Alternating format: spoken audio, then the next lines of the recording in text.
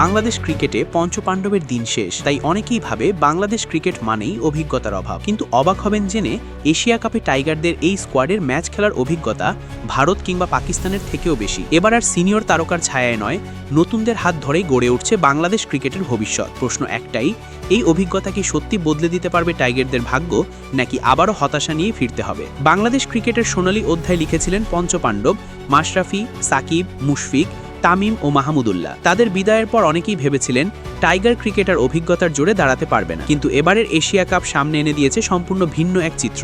BCB ঘোষিত 15 জনের স্কোয়াডে থাকা ক্রিকেটাররা মিলিয়ে খেলেছেন মোট 696টি আন্তর্জাতিক ম্যাচ। তুলনায় ভারতীয় স্কোয়াডের খেলোয়াড়রা খেলেছেন 642টি ম্যাচ, আর পাকিস্তানি ক্রিকেটাররা আছেন আরও পিছনে মাত্র 600 ম্যাচের অভিজ্ঞতা নিয়ে। অর্থাৎ কাগজে কলমে অভিজ্ঞতার দিক থেকে বাংলাদেশ এগিয়ে আছে এশিয়ার দুই ক্রিকেট পরাশক্তির চেয়েও। তবে ক্রিকেট শুধুই সংখ্যার খেলা নয়, মাঠে চাপ সামলানোই আসল।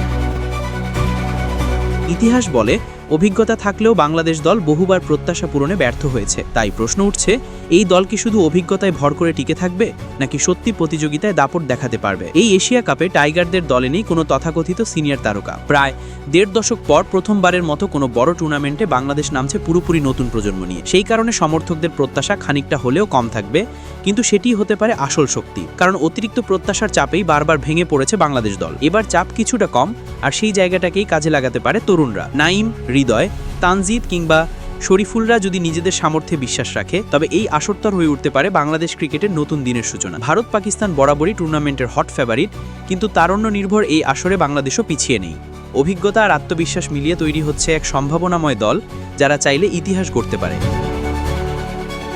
সমর্থকদের প্রশ্ন একটাই, এশিয়া কাপ কি শুধু অংশগ্রহণের মঞ্চ হবে, নাকি এবারই শুরু হবে টাইগার ক্রিকেটের নতুন অধ্যায়? সব মিলিয়ে 16 সেপ্টেম্বরের ম্যাচটাই বলে দেবে সুপার 4-এর পথে টাইগাররা কতটা প্রস্তুত, আর আফগানরা তাদের অগ্রযাত্রা কতটা জোরালোভাবে চালিয়ে যেতে পারে।